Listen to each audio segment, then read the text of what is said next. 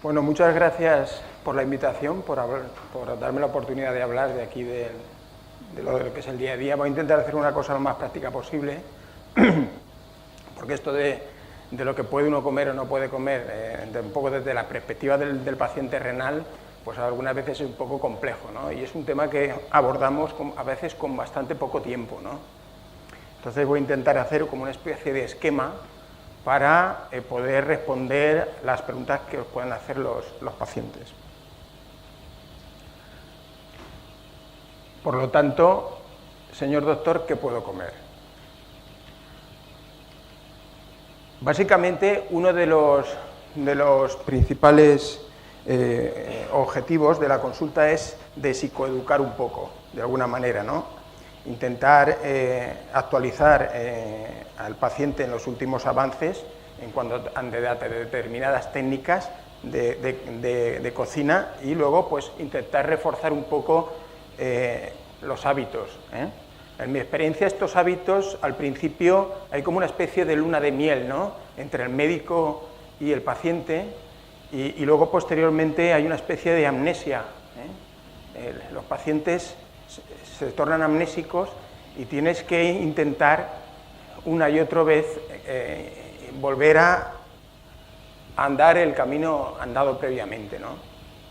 De hecho, hay pacientes que llevan muchísimos años con esta historia y todavía le hay deber de recordar que hay cosas que no deben de tomar, ¿no? Por lo tanto, esto es un proyecto multidisciplinar, esto es, digamos, el paraíso, ¿no? El paraíso de la nefrología, las unidades de ERCA, los compañeros de tratamiento renal sustitutivo, ¿verdad?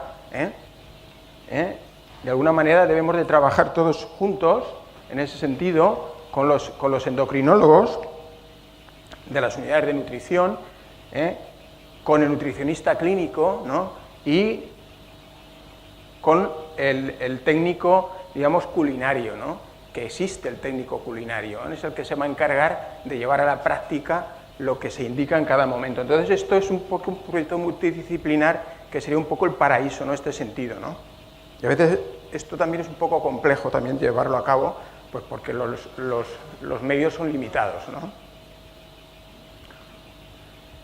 La prevalencia de la malnutrición es bastante alta en la enfermedad renal crónica. Fijaros que según series puede llegar al 70% en cualquier grado o cualquier estadio de enfermedad renal. Por lo tanto, hay que intentar darle a los pacientes darles de comer, ¿no? Aportando la energía adecuada y las proteínas adecuadas. Tenemos que tener especialmente énfasis en la monitorización al menos de la albúmina, siempre estando atentos al desarrollo de edemas en las personas, sobre todo en las personas mayores. Por lo tanto, el ajuste del aporte de proteínas y de kilocalorías se va a hacer en función del peso y en concreto en los pacientes obesos se va a hacer en función de lo que se denomina el peso ajustado. El peso ajustado que no es otra cosa que el peso real menos el peso ideal multiplicado por 25 más el peso ideal. Nos saldría un peso que sería de alguna manera el peso ajustado y que eso nos va a dar un poco idea de lo que debemos de aportar. Según el estadiaje, no voy a insistir mucho en ello porque ya se ha hablado de este tema, dependiendo del estadiaje se va a aportar una cantidad de kilocalorías. En general, el número de kilocalorías por kilo y día oscila entre 25 y 35 kilocalorías día. Para un paciente de 75 kilos va entre las 2.000 y las 2.700 kilocalorías día. En cuanto al aporte de proteínas, fijaros cómo en los pacientes con filtrados por debajo de 60 prácticamente no hay ningún tipo de restricción y la restricción solamente se debe aplicar a pacientes con estadiajes de 3 a 5 no en diálisis. Posteriormente, cuando pasan al tratamiento renal sustitutivo, el aporte, digamos, proteico puede aumentar y un poco la idea es, usted coma lo que considere oportuno, que yo ya le daré la dosis que considere oportuno. Y luego, en el periodo, digamos, post-trasplante tampoco hay o debe de haber ningún tipo de restricciones en ese sentido. Comparativamente, la hemodiálisis con la diálisis peritoneal, en la diálisis peritoneal continuambulatoria se permite una ingesta mayor de proteínas por kilo y día, pudiendo llegar a los 0,5 gramos, el aporte calórico es prácticamente similar y permite la diálisis peritoneal una mayor liberación en la dieta en cuanto a la carga de sodio y la carga de potasio al día. Posteriormente, en lo que es el trasplante, en el primer mes post-trasplante, por razones obvias, se recomienda una mayor ingesta proteica con una mayor ingesta de kilocalorías kilo día. Acabamos de salir de una cirugía mayor y eso va a permitir una mejor cicatrización, va a permitir una ganancia de la masa magra y una mejor rehabilitación. Y luego, posteriormente, en el post-trasplante, a partir del primer mes, prácticamente se puede consumir una ingesta en torno a 1 gramo kilo día y una ingesta de 25 a 30 kilocalorías kilo día. Pero bien, eso está muy bien, estos son números, son detalles teóricos y volvemos a la misma pregunta. ¿Y ahora qué como yo, no? Digamos que el tema se va a centrar básicamente en el control de estos 3 elementos, que son el control del potasio, el fósforo y el sodio. Es un poco el caballo de batalla, ¿de acuerdo? Y para eso tenemos que aportar una dieta equilibrada. Hablemos un poco del potasio. El potasio nos viene de muchos alimentos que nos encontramos de formas muy diversas, muy variadas, y de alguna manera hubo un antes y un después de determinadas publicaciones que salieron, y es que había una serie de, digamos, consejos clásicos que vamos a tratar de desmontar, una especie como de dogmas de fe que antes se creían y que ahora ya no son tan correctos o tan verídicos. El concepto del remojo prolongado. El remojo prolongado debía ser un remojo de 12 horas, de 12 a 24 horas, de tal manera que tenías la cocina llena de cacharros, allí con verduras en remojo, con lo que eso podía suponer. Otro concepto era el concepto de la doble cocción. Había que cocer las verduras y las legumbres con doble cocción, sacar, tirar el agua, volver a coger el alimento, volverlo a meter, y doble cocción. Y luego el tercer concepto, de alguna manera también erróneo, era el hervido doble, ¿no? Había que coger el alimento, colocarlo en una olla, luego volverlo a sacar y volverlo a hervir hasta que en un segundo término, hirviendo, con el anillo necesario aquello se pudiera cocinar, ¿no? Estos 3 conceptos, del remojo prolongado, la doble cocción y el doble hervido, son conceptos que han quedado un poquito en desuso. Y esto es un poco el mensaje que os quería comentar. No es necesario tanto para conseguir unos buenos resultados. Este es un estudio que se publicó en la Universidad de Zaragoza y que habla de los efectos de la cocción en el contenido del potasio en los alimentos de origen vegetal. Esto es concretamente una gráfica resumen expresada en miligramos kilo por 100 gramos de producto de, por ejemplo, judía verde, ¿de acuerdo? Aquí la conclusión de esta gráfica, como podéis observar, es que el remojo, en lo que es la barra de color azul oscuro y la barra de color verde, lo que es la barra azul es congelación industrial, ¿de acuerdo? Y la barra verde es producto fresco. Aquí podéis observar cómo con la simple congelación industrial y poniendo el alimento en remojo, la reducción del potasio es muy significativa. Pasamos de los 147 miligramos de potasio por 100 a los 13,88. Ese es el primer concepto.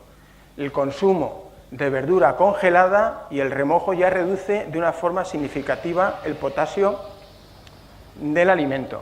Y luego, posteriormente, la segunda conclusión de este estudio es que no hay diferencias entre hacer un remojo con cocción normal y hacer un remojo con doble cocción.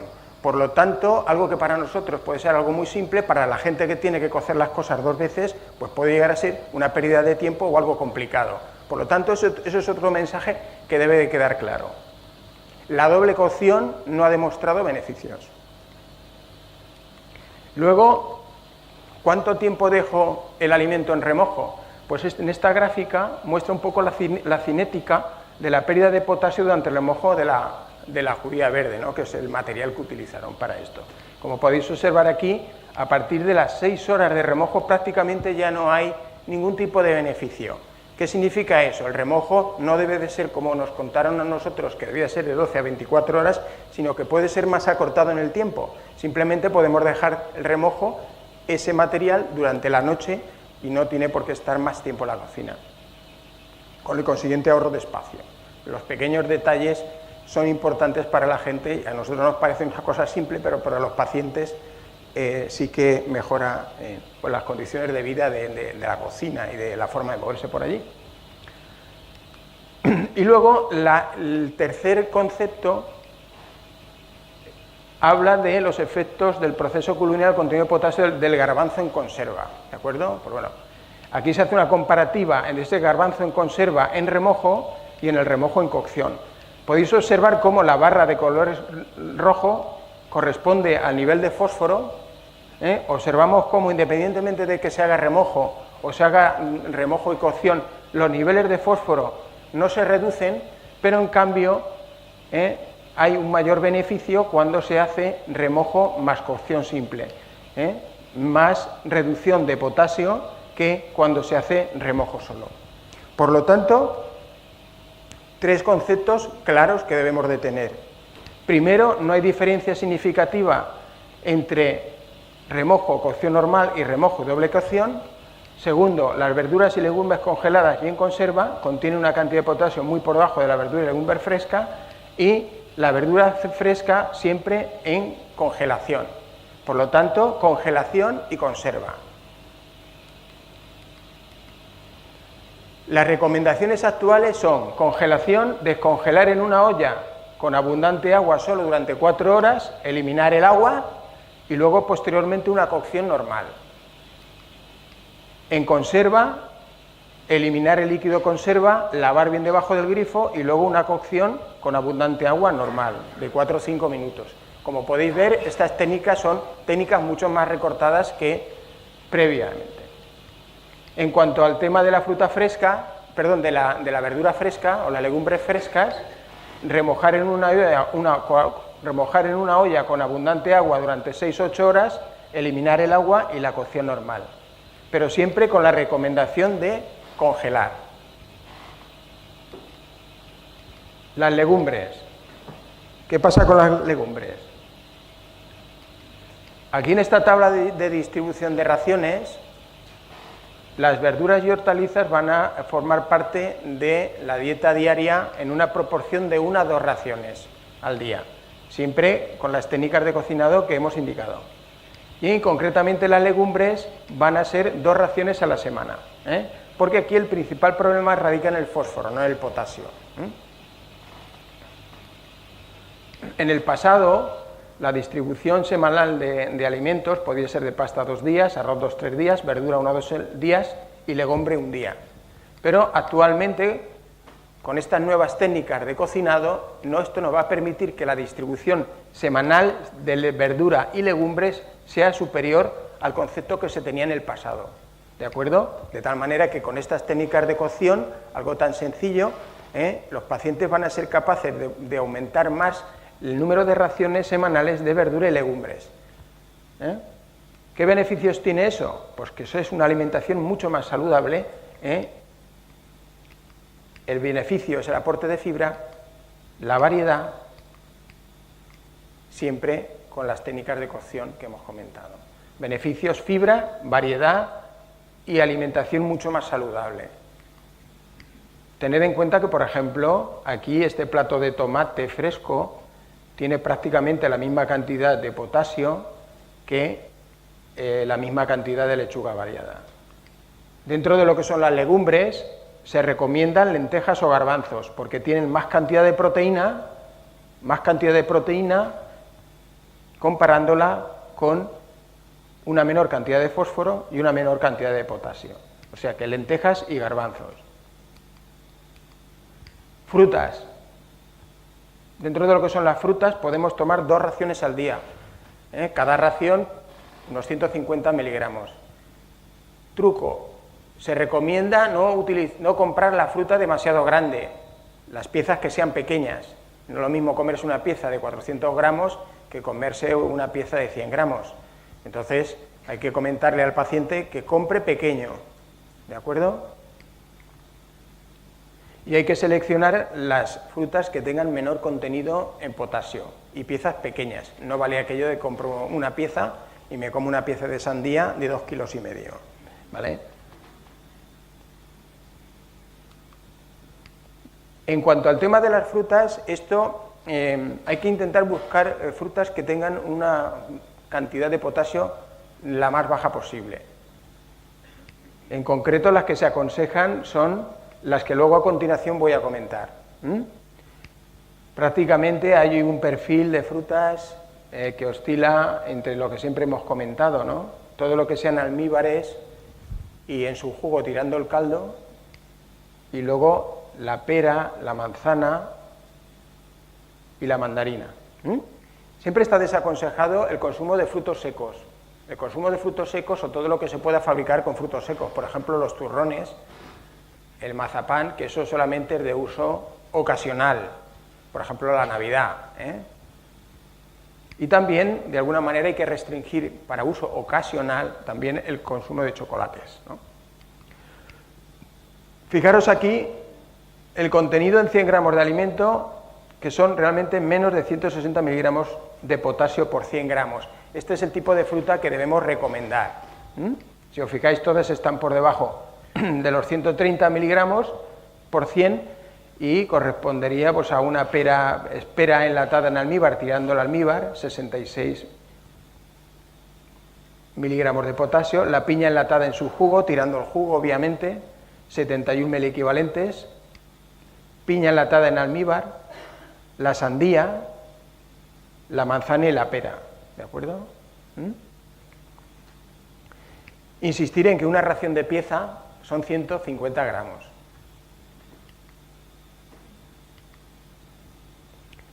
Pasamos al segundo elemento, que es el fósforo. Se encuentra en multitud de alimentos y solamente se debe de restringir básicamente en enfermedad renal crónica prediálisis, estadios 3, 5, no en diálisis, cuando aparezca la hiperfosforemia, de alguna manera. La restricción en pacientes en tratamiento renal sustitutivo o diálisis peritoneal está en aproximadamente entre unos 800 a unos 1000 miligramos al día. Y luego, posteriormente, el posttrasplante habitualmente solamente se realizará la restricción cuando aparezca la hiperfosforemia. El fósforo está presente en lácteos, carnes, pescados, huevos y legumbres, pero que al mismo tiempo son fuente principal de proteína.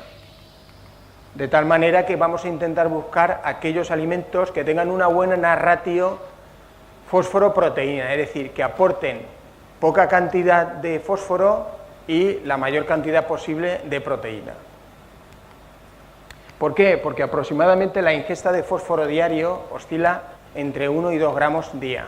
Y como podéis observar, la absorción intestinal de fósforo es muy alta, oscila entre 600 y 1200 miligramos diarios, de los cuales solamente se excreta por orina entre 120 y 240 miligramos diarios. ¿Esto qué significa? Que tenemos un poco que intensificar los esfuerzos en la reducción del fósforo oral. Este es un estudio que se publicó en Nefrología en el 2013 que habla que el ratio de fósforo-proteína debe de ser inferior a 16 miligramos gramo al día. Los lácteos recomendados son una ración aproximadamente al día, que es un vaso, preferentemente semidesnatados. Los cereales pueden ser entre 4 y 6 raciones al día, evitar los integrales por su alto contenido en potasio. La carne, pescado y pescado van entre 1 y 2 raciones al día, que pueden ser entre 150 y 300 gramos diarios, con el ratio de fósforo-proteína por debajo de 16. Elegir preferentemente carnes blancas. Las carnes blancas son... yo os digo los conceptos fáciles de recordar. La carne blanca, ¿de acuerdo? Es el pollo, el conejo, el avestruz, ¿no? Y las carnes rojas que sean solamente magra, como por ejemplo la ternera tirando el tocino, ¿no?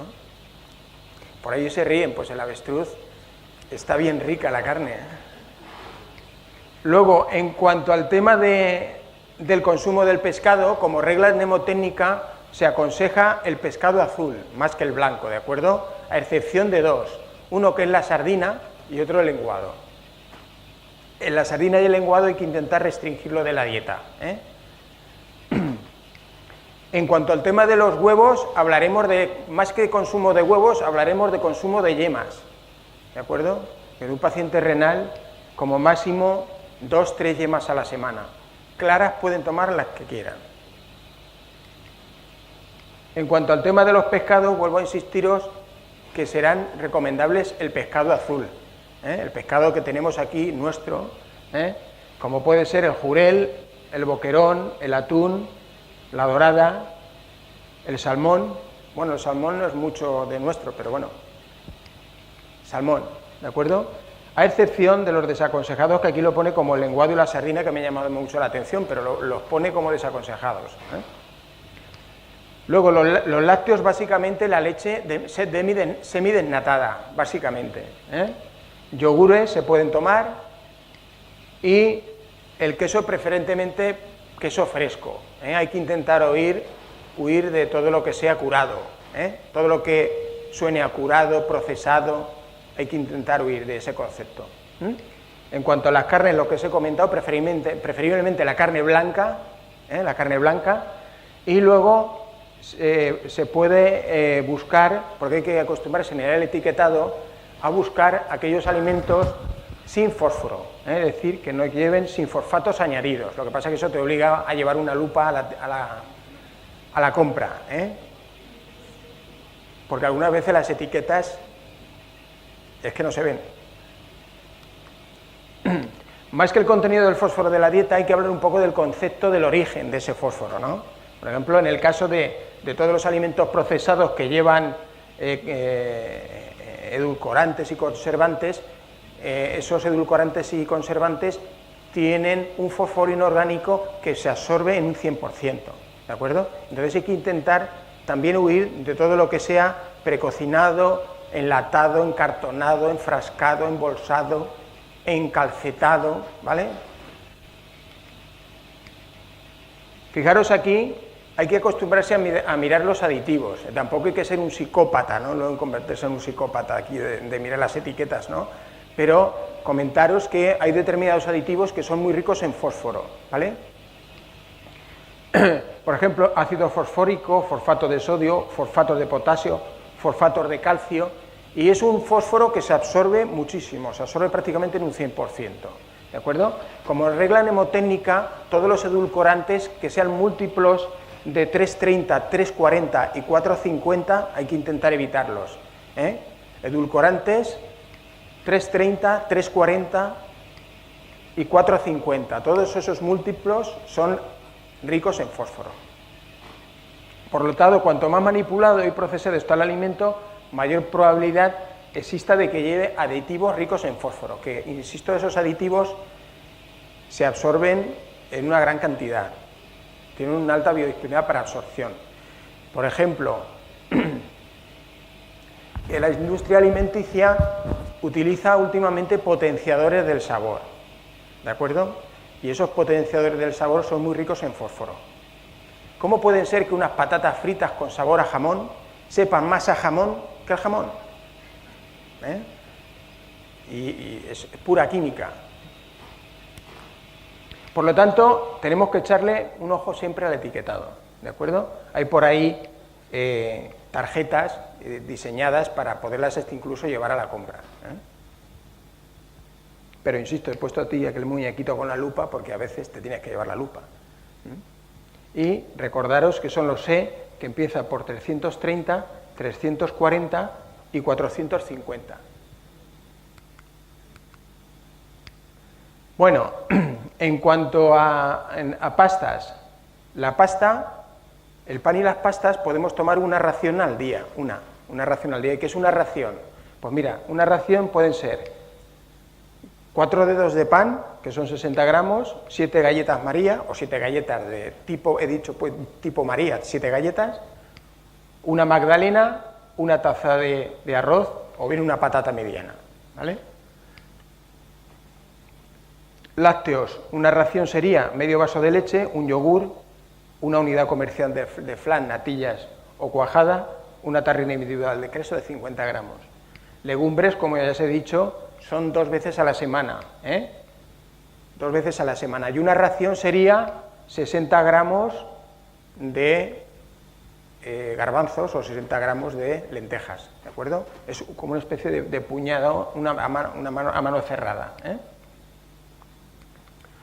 En cuanto al tema de las proteínas, una ración sería raciones de 150, un filete pequeño de carne de 150, de carne blanca, os vuelvo a insistir, o bien 4 lonchas de fiambre de jamón cocido, por ejemplo, sin fosfatos añadidos.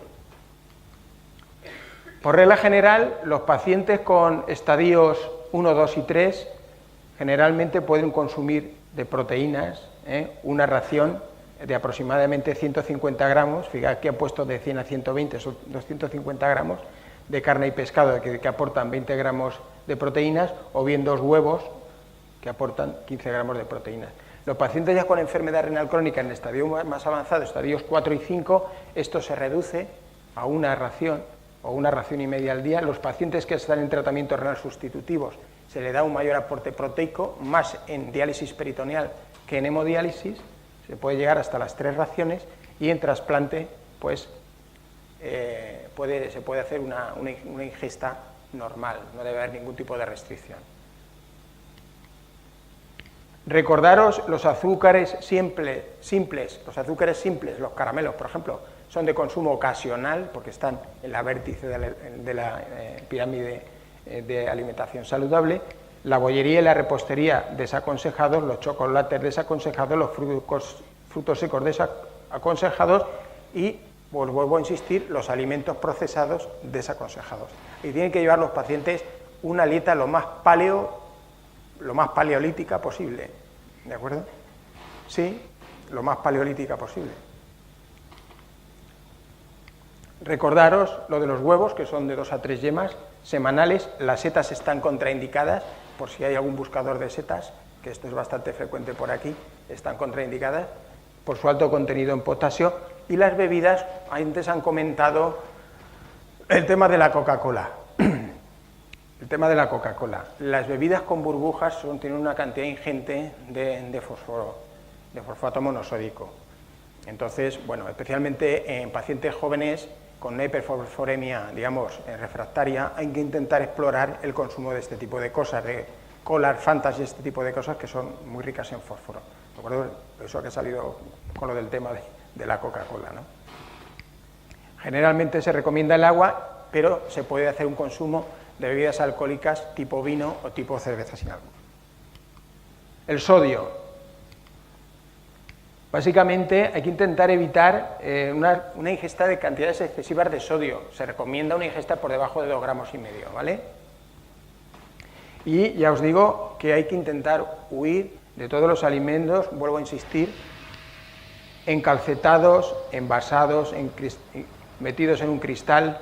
Hay que intentar evitar los cubitos de concentrados de pescado o de carne, por su alto contenido en sal. Y luego os diré por qué. Hay que intentar también huir de la comida precocinada o manufacturada, la comida rápida, los snacks comerciales, el Starlux y luego las salsas, todo lo que sea ketchup, mostaza, mahonesa, que está realmente bueno, en algún momento se puede comer, pero vamos, no debe de ser de uso cotidiano. Comentaros que en las consultas externas, los pacientes hipertensos toman muy bien a veces lo que es la medicación hipotensora, pero casi el 50% de los enfermos no hace ninguna dieta en cuanto a lo que es la restricción de sal, y eso es básico.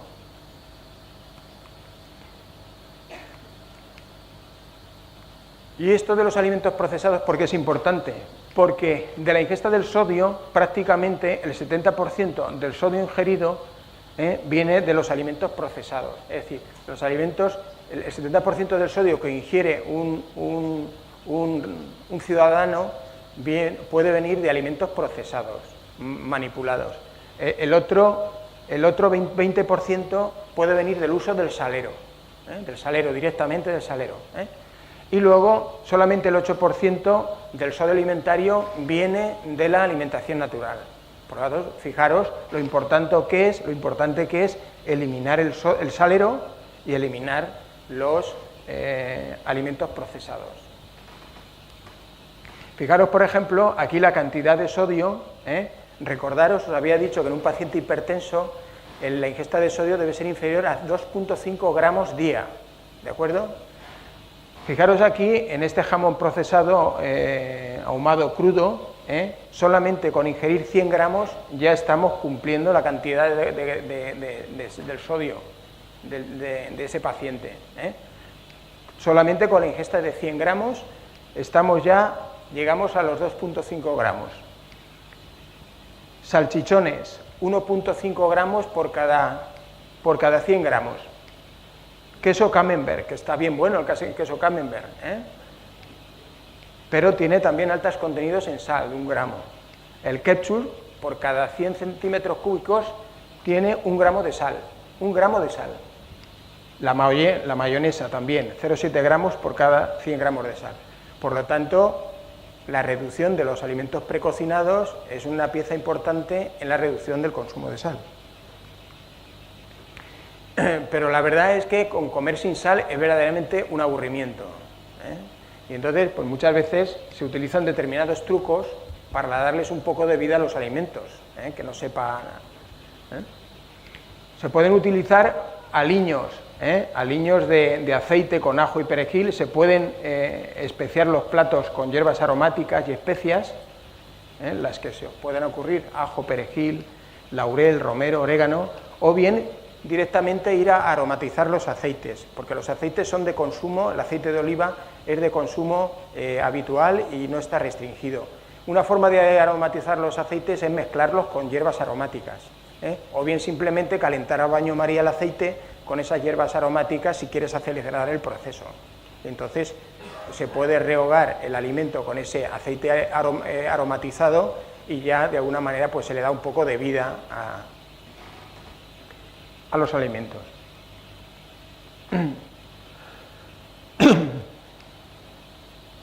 Por lo tanto, evitar la sal de mesa, evitar, por ejemplo, el pan, comer el pan sin sal, no utilizar los concentrados de carne,